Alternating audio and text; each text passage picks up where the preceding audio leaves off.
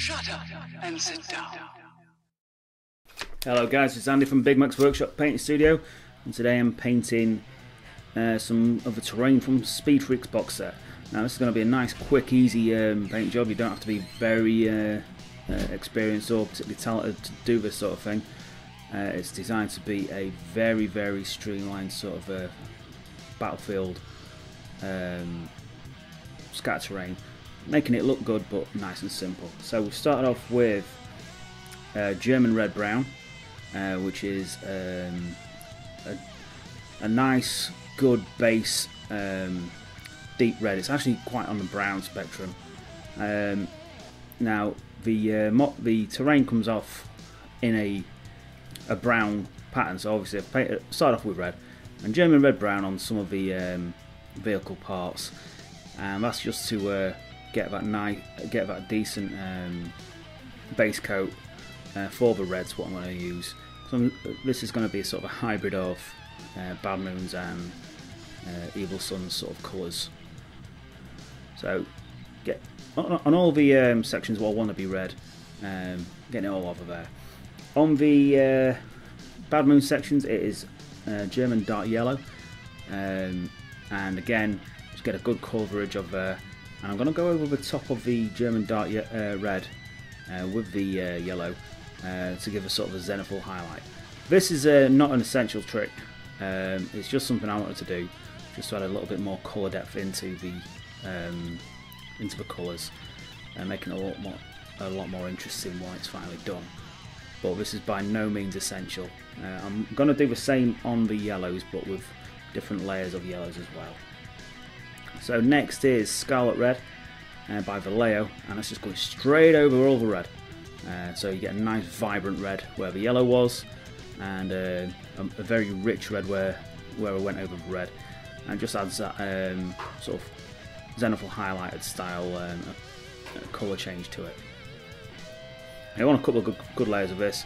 Again, once you've got a decent coat of this, you can always skip forward and go straight onto the next stuff. This is just me just doing this with the airbrush. Obviously it's a bit tricky by hand, but it's still totally doable.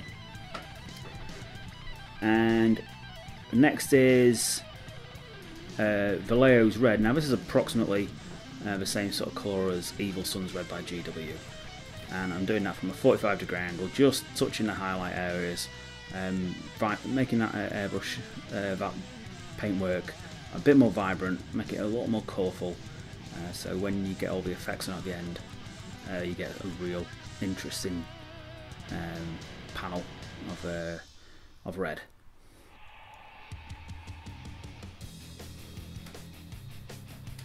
So onto the yellow section now. It's Filthy Brown. Now this is a really good colour for any yellow work you want to do. So if you are painting Bad Moons, Filthy Brown is a good way to go, as it covers any dark colour really well. You can go over the top of a black with Filthy Brown with just a couple of layers.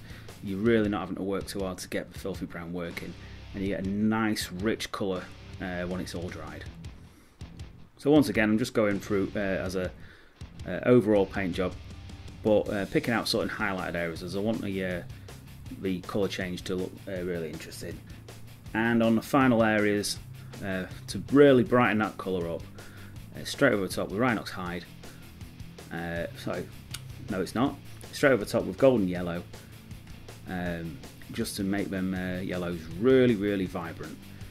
And as you can see, I'm not being particularly careful here. I've got no desire to be careful. I'm really doing this as a very fast and loose style, and you'll see that on the next layer.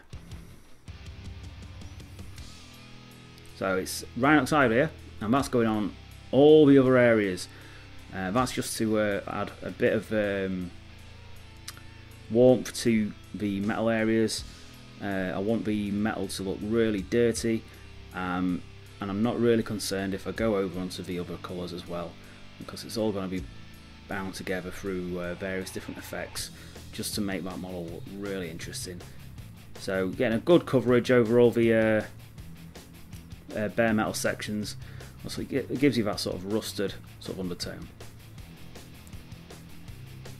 So I'm using Mornfang Brown on any of the wood sections, and that just to break up some of that dark brown setting what I've got all over the model. Now, as you can see, I'm using a nice big brush at this point because there's plenty of model to go around, and I really don't want to be taking too much time focusing on something what you're not going to see from less than a couple of feet away. So Misfits Green, I'm using that from scale 75. That's a nice sort of bluey green, and you get a good coverage for all of the barrels and that sort of thing. Adds extra vibrant colours as well. I'm trying to break up the colours now. I'm being fairly neat at this point. I'm trying to stay on the single panels, but I'm not being too careful, as I know that this is going to be there's a lot of work to do at this point. So onto the tyres, that sort of stuff. So the dark rubber is going to be painted in straight black. I'm using a Vallejo black here. Obviously, as you know, you can use pretty much any black. It's the same. Black's black, really, isn't it? Get it all over the tyres. Starting to tidy up some of that overspray. Starting to make the sections look unified. And onto the clean metal as such, for want of a better term. It's based in Vallejo's metallic black. This works for lead belcher as well. And I'm getting it into all the radiator grills, around wheel hubs, things what might actually be a little bit less rusty than other areas of the scrap house.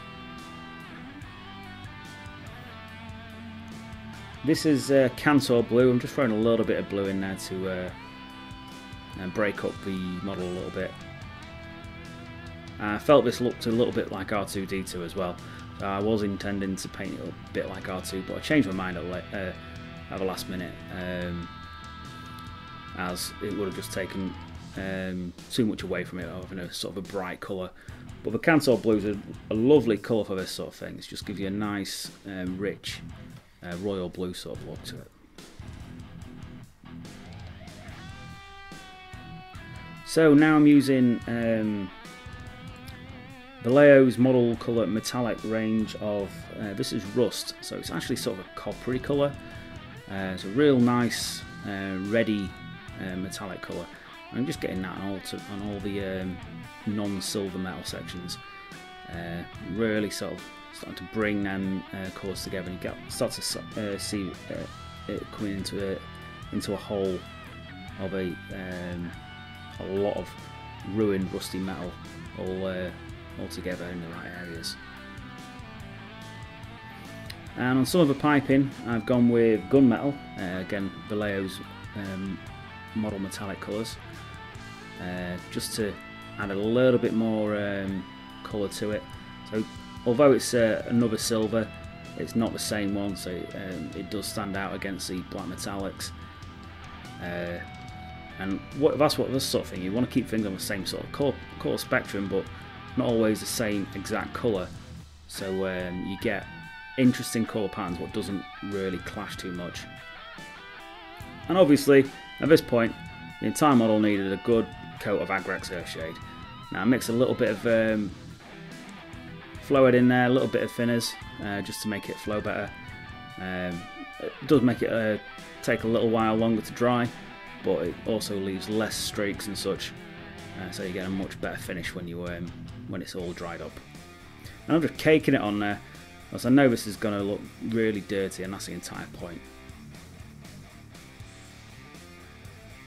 So I'm going over the sections in non-oil on all the metal work after the Agrex is all dried up, and this adds a lot of depth to the metallic work, especially on the silvers. It really goes well when onto the metallic blacks, as it just really accentuates the depth of the colour. And once you go over the the lighter silvers as well, it just adds a lot of depth to them, it's making them look a lot less plain, so you get more definition in all the shades and all the detail work of the model itself. Next, this is a trick I learned from one of the GW terrain team members, and this is Screaming Skull. Now, it's a heavy dry brush of Screaming Skull. You go in a sort of circular pattern. If you've got a circular brush, you're better off with using that. I'm just using what I've got to hand, which is an old half-dead dry brush. I'm just going nice and heavy, but not too heavy. You don't want to leave big patches of colour, but fairly heavy dry brush all over the entire thing, just to get that early highlight in. And the cool thing about doing it this way is the Screaming Skull picks up on all the colours what it's over the top of, so you get it sort of naturally tones well with the other colours, so you get a really nice highlight on everything.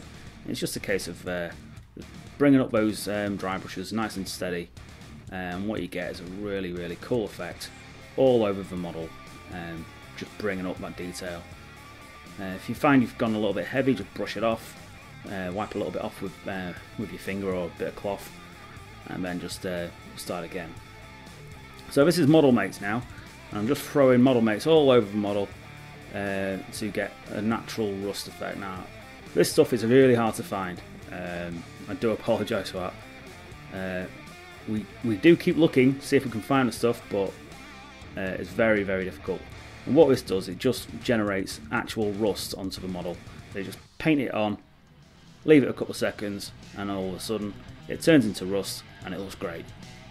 That's pretty much all there is to it. It just dries into rust, which is such a cool thing to use.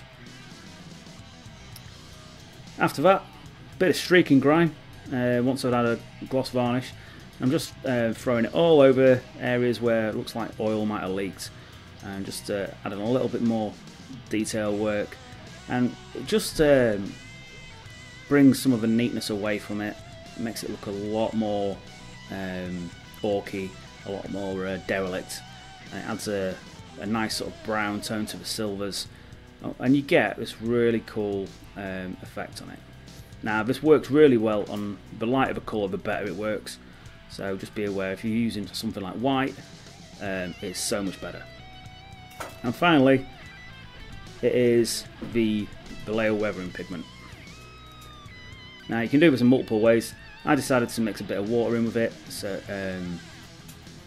you can use it as a paste. You can also use it dry, and you get a very different look to it. It becomes much more dusty, a sort of look once it's all been set into position.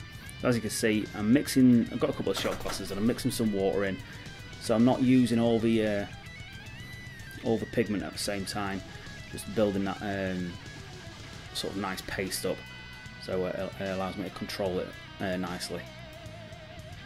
There we are, with an old dead brush. I'm just starting to build it up around the areas where I think the mud would